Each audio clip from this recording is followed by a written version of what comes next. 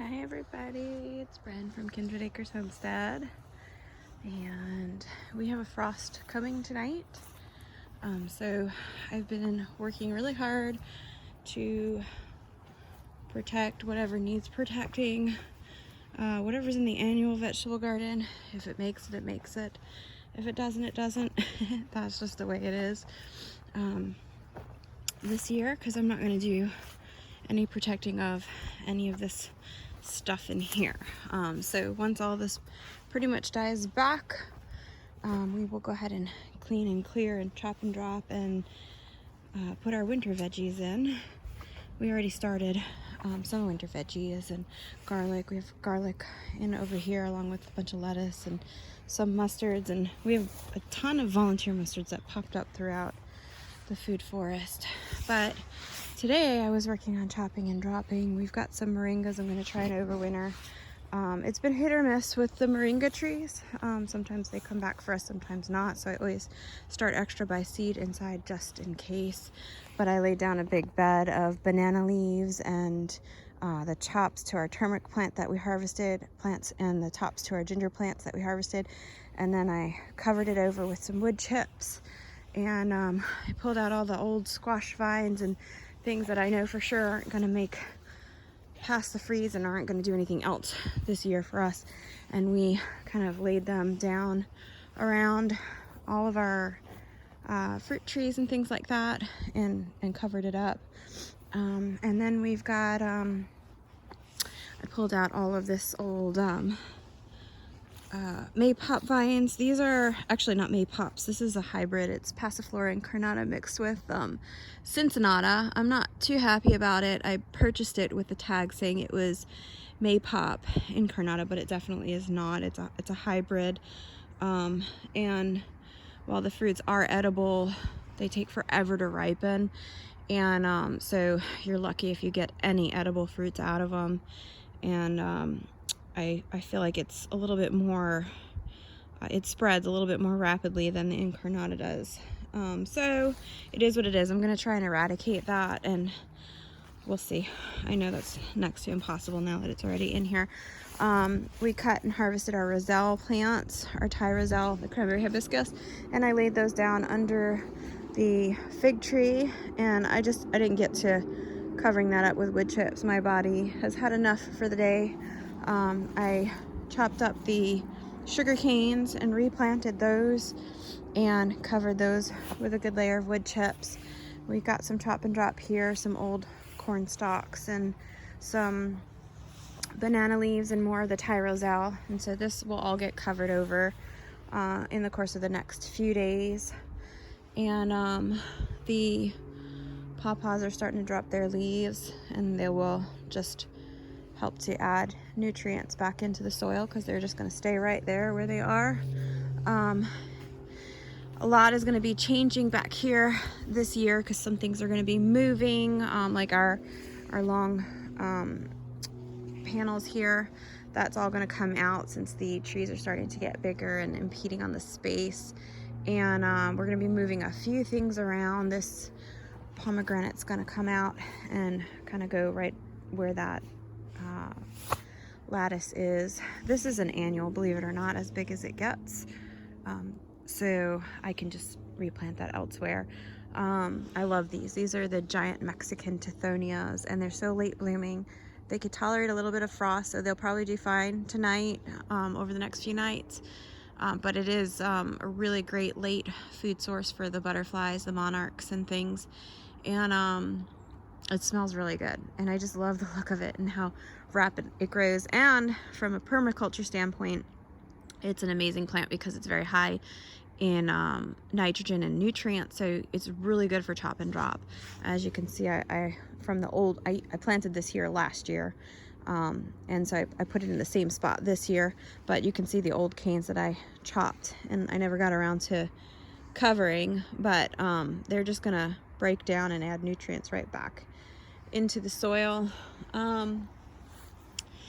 So we've got to move our blackberries, which if y'all have followed us, you saw how productive our blackberries were this year. And also some clumps of grass that had come up from some bedding that we had in here. So I just pulled them up. I put root side up so they die, and then I'll cover over that with some wood chips.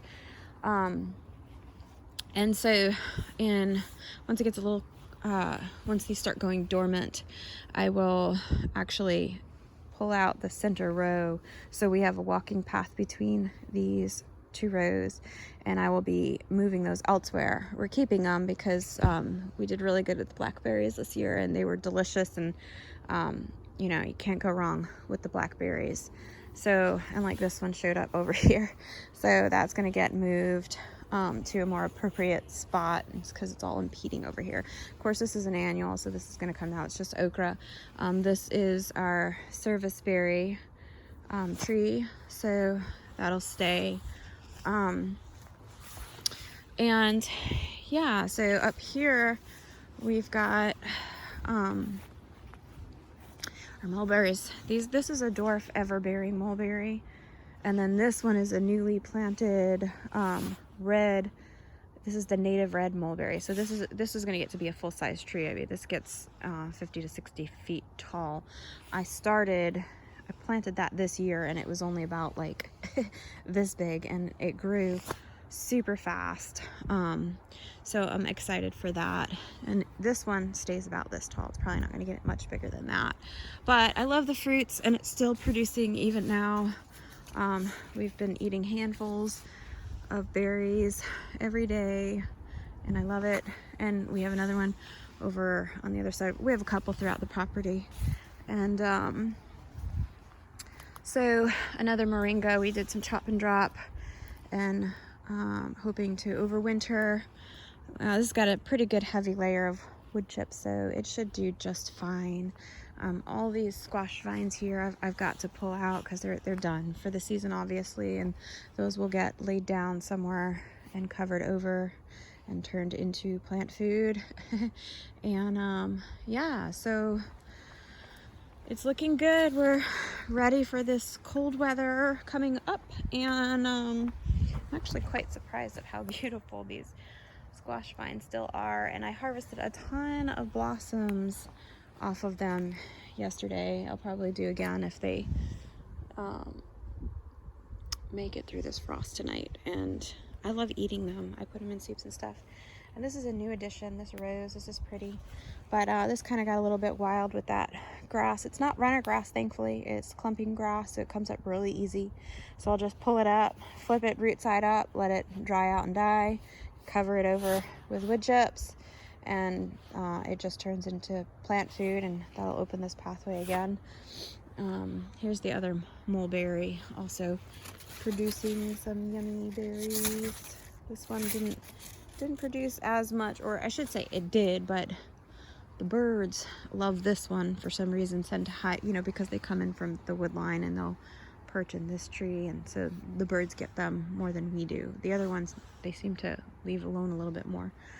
But anyway, so it looks like I need to plant a few more of these so that I can share and still get some for us. So yeah, Food Forest is getting ready for this fall / winter weather coming up, and I love this time of year because it's not too hot, so I get to do a lot of work out here. I can't tolerate the heat anymore. As I'm getting older, I find that I can't take the heat, so I do the majority of my wood chips and tree work, working out that way. In the wooded area, I do a lot of that work in wintertime because I feel like that's just easier for me. I can tolerate the cold, but I cannot tolerate the heat. I'm super excited for these gungju tea moms starting to open up. I cannot wait. So just a little bit more open. You want to get them very young. You don't want them fully open because that's when they have the most flavor and medicinal properties, the most oils in them. So we'll be harvesting those. We've got quite a few patches of these, and we dry them and we sell. Oh, see, here's some that's already opening.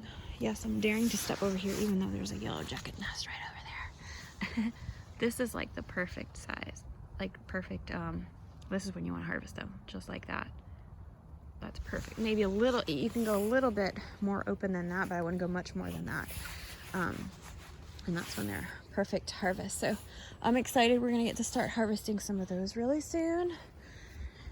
And yeah, so Kalia said she saw another banana flower on this cluster over here, so I think I'm gonna go take a walk and check that out. This is our big row of Christmas lima beans. They're a really, really pretty lima bean, and they're really delicious and buttery and very productive. They really didn't flower or do much in summer, but they tolerated the heat. They just grew lots of green foliage and vines, and now come fall they started producing, and there's an abundance of beans in this big old patch. So I'm gonna wait for them to just kind of dry out. These aren't a fresh eating bean, so we'll let these just dry out and collect them up. And I'll save some more seed for next year, because I actually only had like 2 or 3 seeds, believe it or not. So see, look at these pots. So I will definitely be planting a lot more of these next year, because they do really well here. And the beans inside, I have some I could show. Actually, I think I posted pictures of them. You can just search on our page for them, but they're really pretty. They're like a deep maroon, like a blood red or a maroon color with a white, like marbly look to it. They're super pretty. So if you like lima beans, you know, it's got your typical lima bean flavor, but homegrown lima beans, not store-bought. I mean, there's just a difference. I don't know. Maybe it's just me, but they're so good. Anyway, so that's that. And so I'm going to be cutting some of these limbs that are just kind of loose and hanging, but I don't cut my banana plants back until spring, if at all, because I find that yeah, she's right, there is a flower up there. Oh, it's a little too small for much of anything, but I see one. We already harvested the flowers off of this cluster, and the other cluster in the back had some that we harvested. They're so good. I put them into a soup the other day. Anyway, so I was saying I just leave them up because I feel like all of this extra helps to protect the plant, plus a lot of wildlife and insects and things and birds use this for protection and bedding and things like that. So I just leave it up, and you know, when it gets really nasty looking in fall, in spring, I'll just tidy it up a little bit, and I feel like it comes back a little bit faster. We've tried both ways, and leaving it up just seems to work well. Of course, once they flower, I do cut those down because they're probably not going to flower again. And so in order to maintain the grove, you just got to cut them down, but we eat the core of the plant, so it's just more food for us. So anyway, so that's that. Still, as you can see, the annual vegetable garden has a lot of cleanup needed, so we'll be doing that hopefully this weekend. It's going to be perfect weather, and getting a lot of more goodies in for winter. So that's that. I hope you guys enjoyed this video. I hope that you guys got time to prepare your gardens for this upcoming frost. And yeah, well, thanks for checking us out. Oh, here's another patch of the gunju. See how beautiful. I cannot wait once these all open up. I mean, I let some open just because they're so pretty and they smell good, but these are grown. We grow these for tea and for medicinal use and such. So, you know, I try and stay on top of harvesting them. But anyway, all right. Well, with lots of love, Bren from Kindred Acres.